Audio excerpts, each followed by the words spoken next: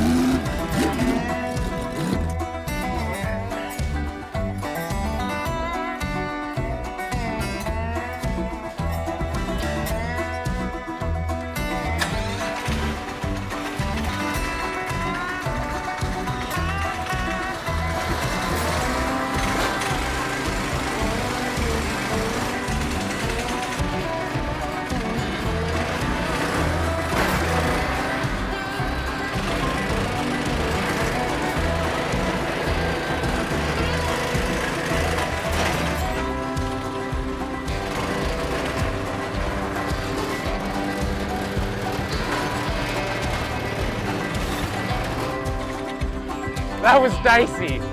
I just about hit that tree. I couldn't find the throttle. We need gas and brake on this thing. Saw my life flash before my eyes.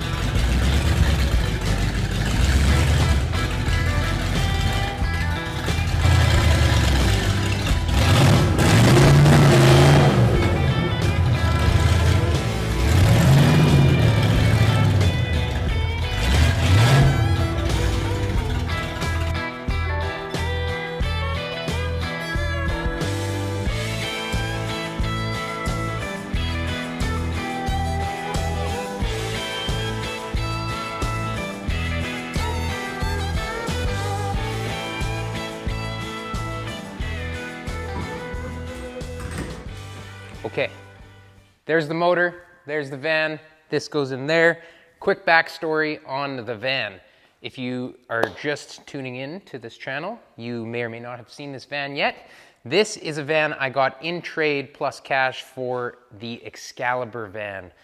If you don't know what that is, I'm gonna put a link in the description for the episode about Excalibur. It's this epic Boogie van that we somehow were lucky enough to score from auction and just kind of bring it back to life. Anyway, long story short, check that out. So this van is a pretty much rust-free Chev Shorty van. There was a little bit of rust, which there is another episode on repairing the rust in the inner fenders. I did accidentally run over one of the replacement fenders, did a little bit of work on that, also a video.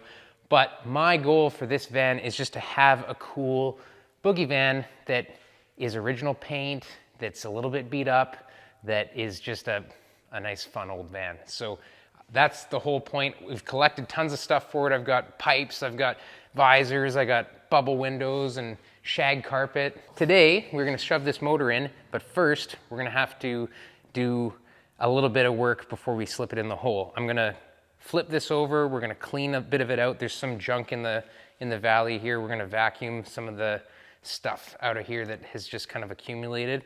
And first things first is oil pan gasket, timing cover. We're gonna take these pulleys off because that's not the front accessories we're gonna use. I did take a bunch of accessories off another parts van that I've got, which is what's on the table. So we are gonna do, right now, oil pan gasket, timing cover gasket, kind of clean any of the dust and junk out of the motor, and then I think we'll give it a bit of a quick spray bomb rebuild, and then slip it in the hole, I guess. I don't really see any reason why we can't do that. We'll definitely want to assemble the intake and carb and all that once it's in the van. Because of the placement of the motor, it's something where we're gonna have to actually bring the motor in this way, and we can't have the intake and carb and everything on it, or it'd be much harder to have the intake and carb and everything on it while we're trying to slip it in there. So let's get to work. Just time lapsing and let's do it.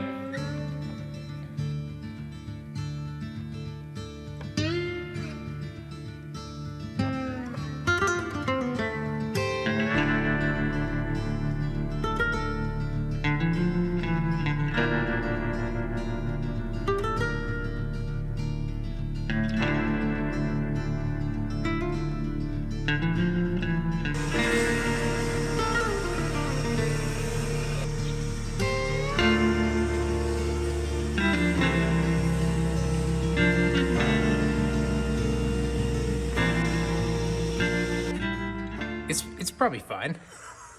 There's some stuff in there. It's had, oh, it's all over my pants now. It's had a bit of a sludgy life. There's some crunchies in there. Yuck. Yeah.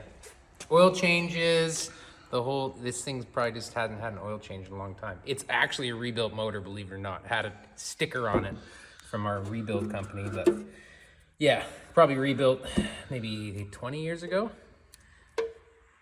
This is petrified fossils of a gasket. I've seen worse. It's gonna be fine. Oil pump looks new. Oh, my pants though. Oh. Okay, so we're just cleaning up this oil pan. So I wanted to show you a trick. These, like, this is the obvious gasket sealing surface, right? It's got these little beads in here to help press on your gasket. And then you see around each one of these holes, it's kind of pressed up. And that's because that's where the bolt tightens down and it doesn't have that strong little bead spot. So if you're changing an oil pan, something I like to do, it helps, is put it on the edge of your bench and then you tap these with a ball peen hammer or a pin punch or something.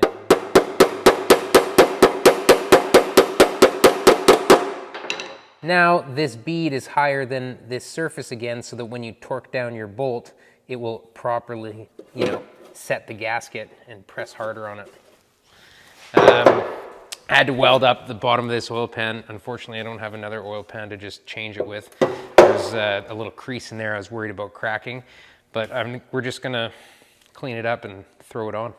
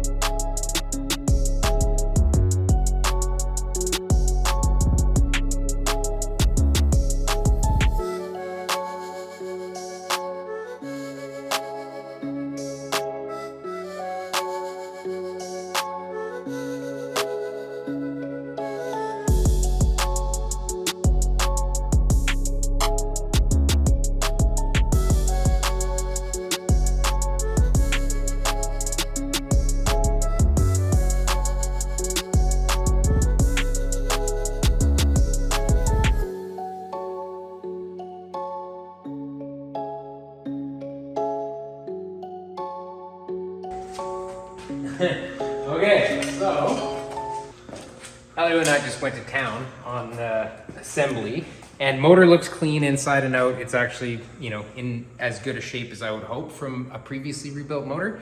There wasn't any metal shavings in the pan. It was just a little sludgy. Guy probably wasn't changing his oil.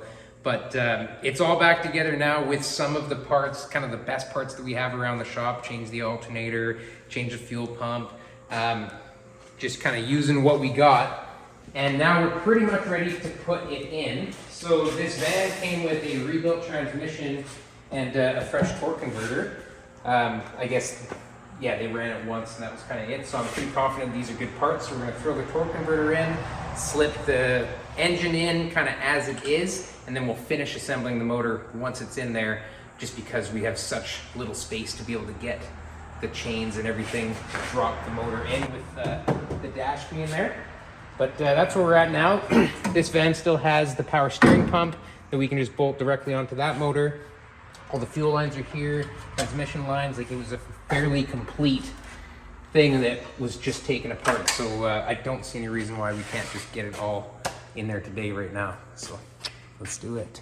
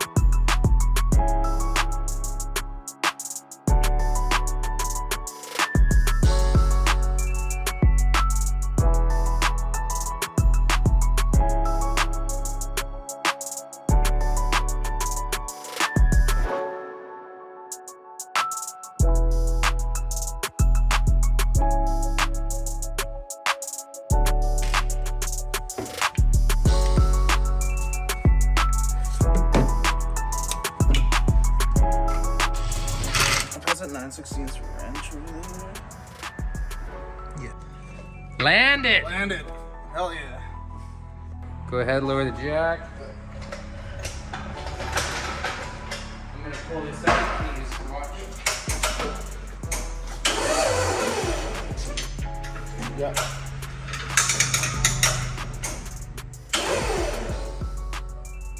No, you're good, you're good. Yeah. Okay, left up. Okay. Out.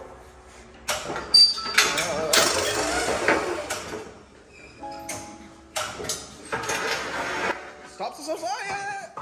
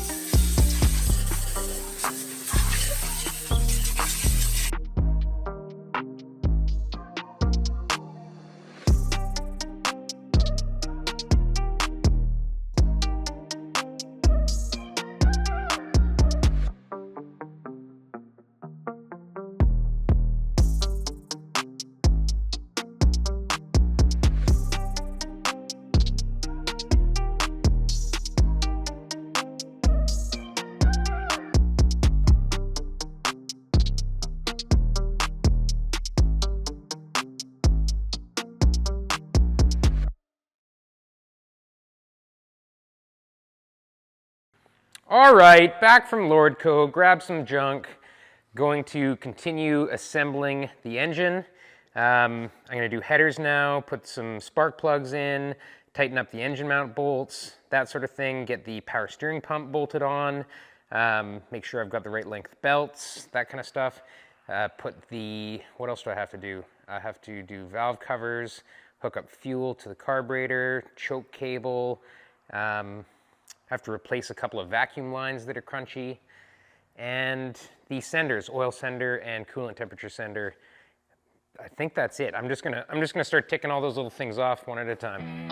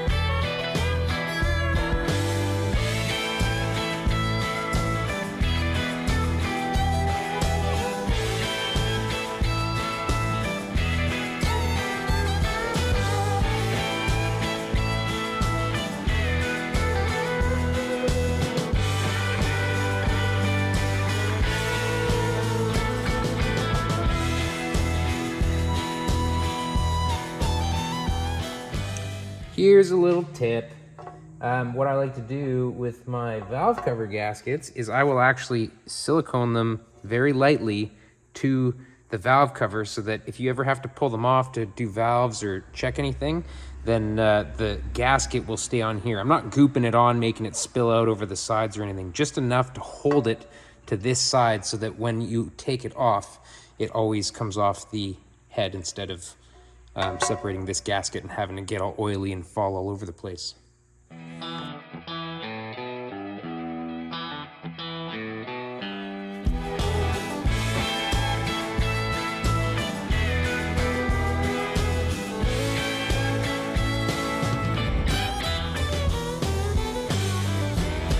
Okay, so I'm ready to find top dead center on the motor. I didn't put the #1 spark plug in because I just want to show you guys how to find top dead center, or how I like to find it if I have access to the front of the motor like this. So when we're talking small block Chevy or any motor like this, but this is for small block Chevy, that's what we're doing. This is cylinder 1. So when we talk about TDC, it means the piston is at the top dead center of its stroke on the compression stroke, okay? On cylinder 1. So now this used to confuse me. So this is why I'm going over it, is because I used to, until recently, be a little bit confused about this. So what the engine does, because it's a 4-stroke motor, is that the piston comes up and it goes compression, it compresses the fuel air, combustion, piston comes down, right? So yeah, compression, sorry, I should start this over. Okay, so intake, compression, combustion, exhaust. Those are the 4 cycles of a motor like this, okay? When we're talking 2-stroke, like dirt bikes and stuff, they rev higher, they sound gnarly. It's because they hit every single time the piston comes up.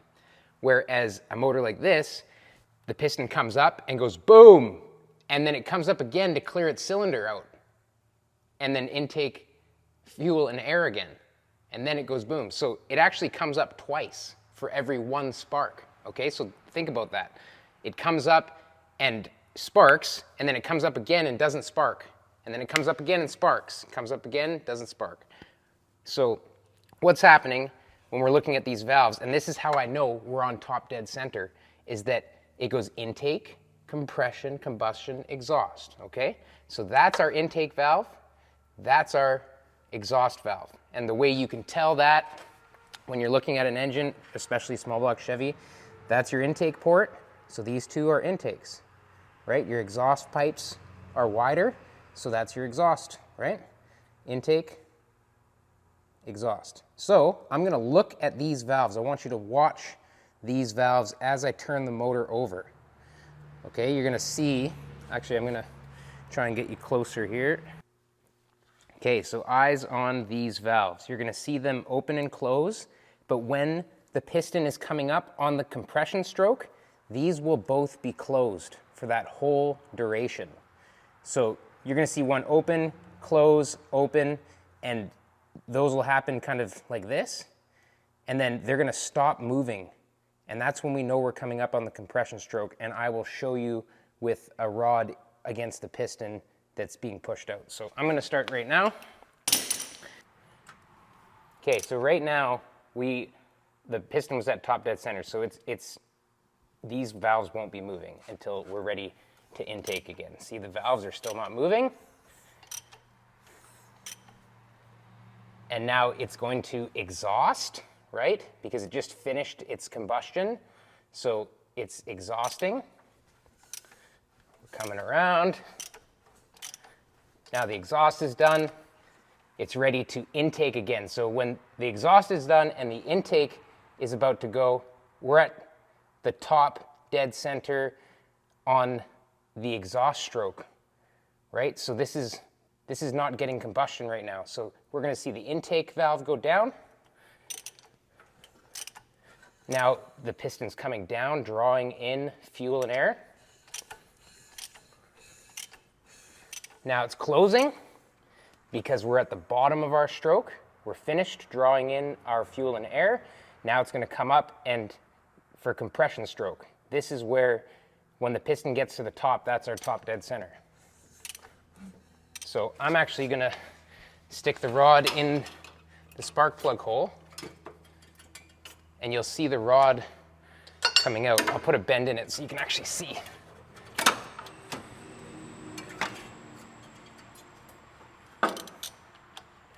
So we are coming up.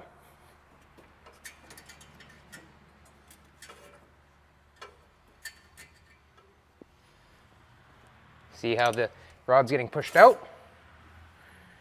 Okay, that's how we know our piston's coming up.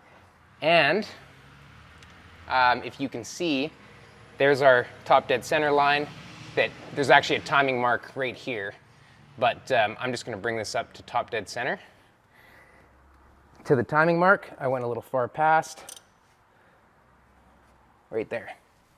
Okay, now we are top dead center compression stroke. Now we can drop the distributor in, and on a small block Chevy, when you drop the distributor in, you want the rotor itself to be pointing basically to number one. And that's how you know that distributor goes in at the right point. Top dead center of the motor, drop the distributor in.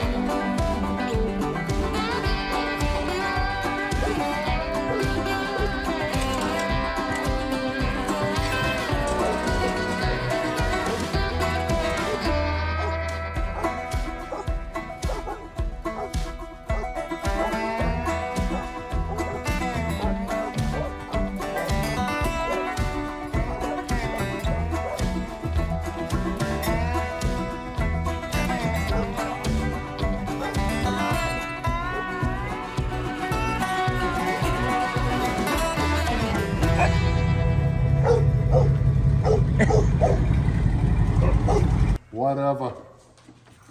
Yeah, Nothing. nothing. Not a drop, eh? You know, it's probably because all these wires are cut. I would say that it has This something. probably has something to do with these right here. Keep going. Oh, yeah, buddy.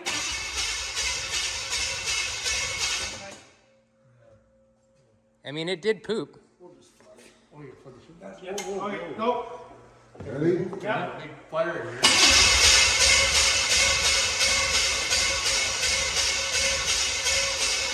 We got power to the distributor. Yeah, it must be. Okay. Yeah, but Just how go far ahead. out are we I on the flooded the timing? fuck out of it, Rick. Way to go.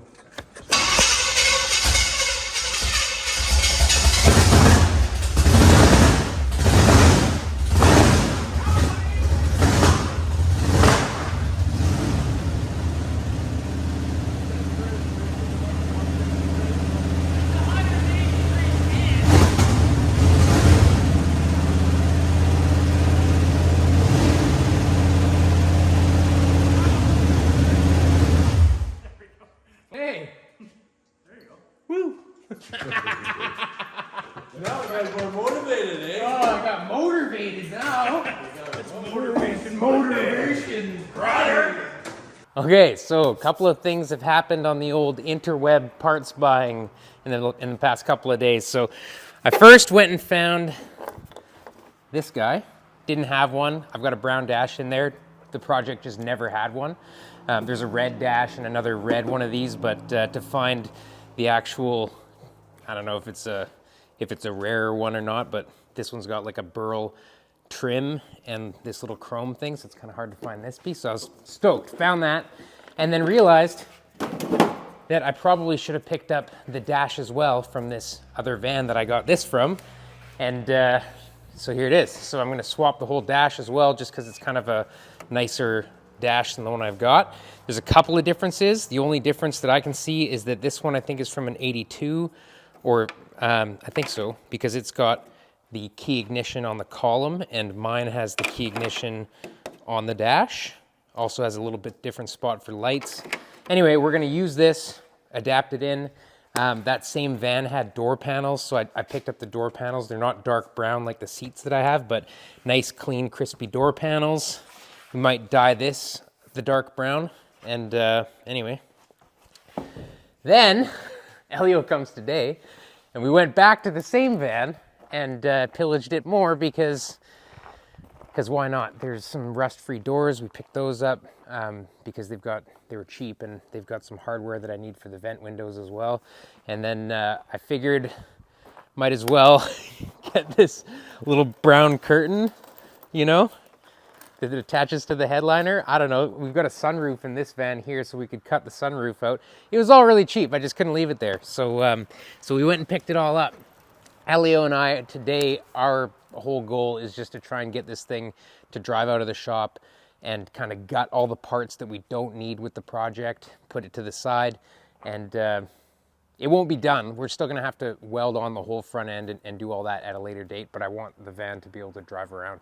And anyway, that's the goal. We're gonna get to it.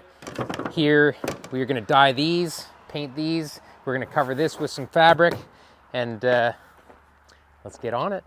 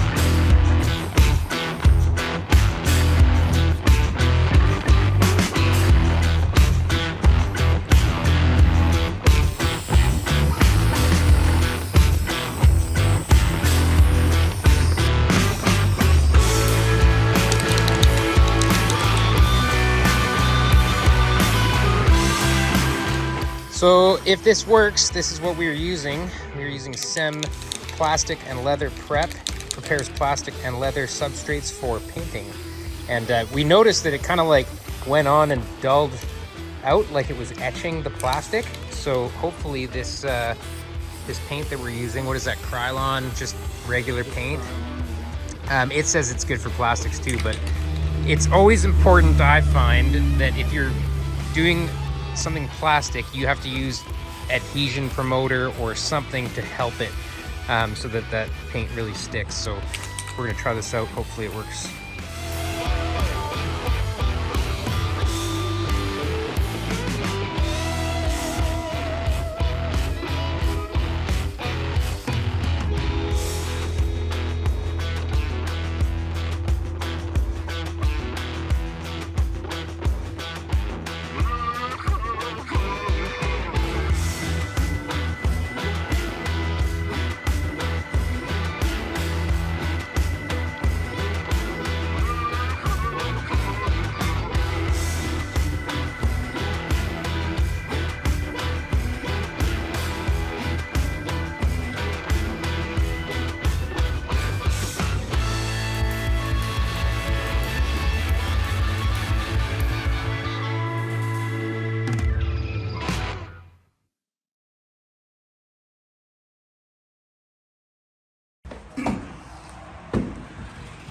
Like there?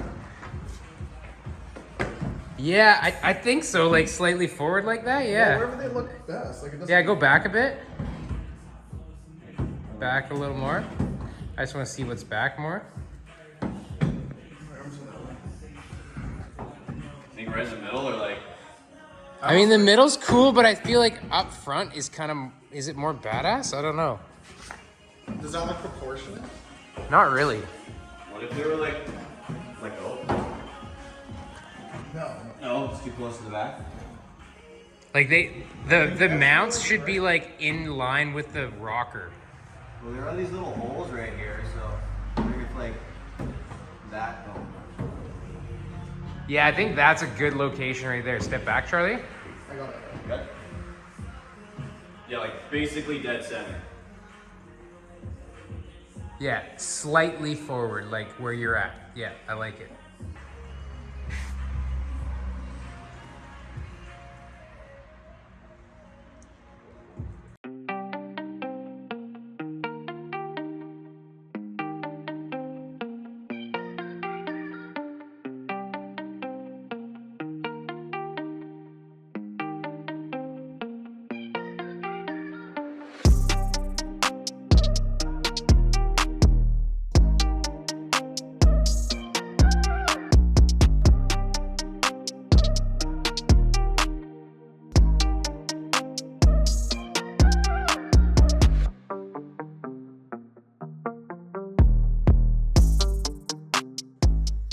Check this out. Looking pretty good, but I did run out of paint. The other side of the sun visors are not done, but I don't know, pretty happy with the way the paint came out on that. I did get some rattle cans made up of the factory color, which apparently is dark chestnut brown 65 GM color code for the hood and the fenders. If you guys didn't know this, here's a tip. Paint places can mix you rattle cans of single stage paint, like real paint. So that's what I've got here, and it's awesome for doing touch-ups. Like, this is just a patina advance, so it's not like I gotta go make the most perfect ever paint job on the front. But pulled the sunroofs and the roof rack. I'm gonna weld up the roof rack holes as much as I wanted to convince myself not to. The right thing to do is to weld 32 holes up.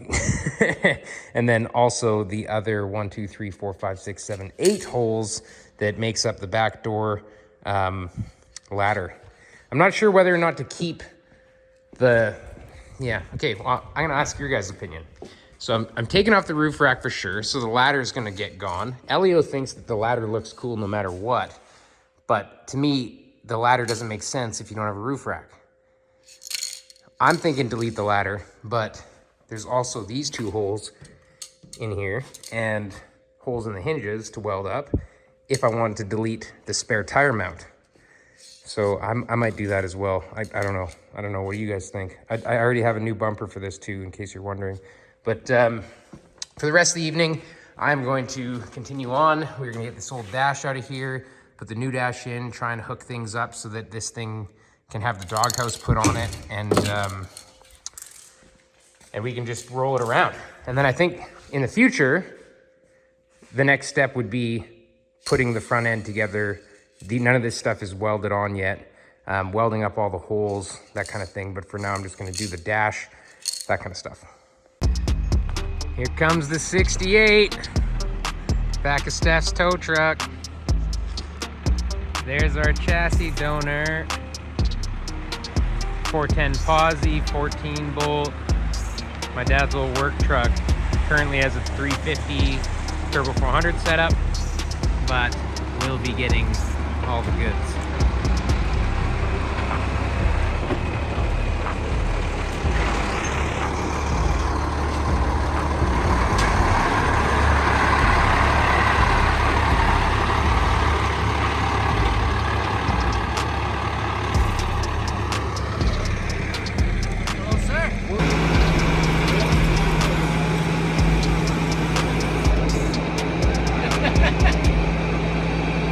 He's a sneaky guy. He's sneaky. He's like, I don't want to get up. Yeah, I can do it. Yeah, hold my beer.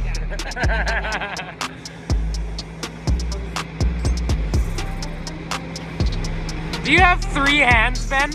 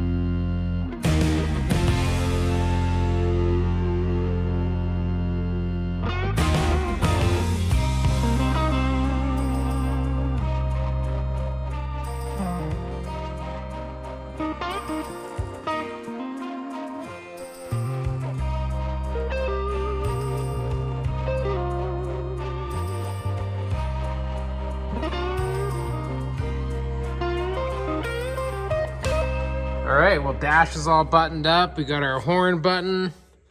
Gauges are in. Everything's looking good. I did have the cover on.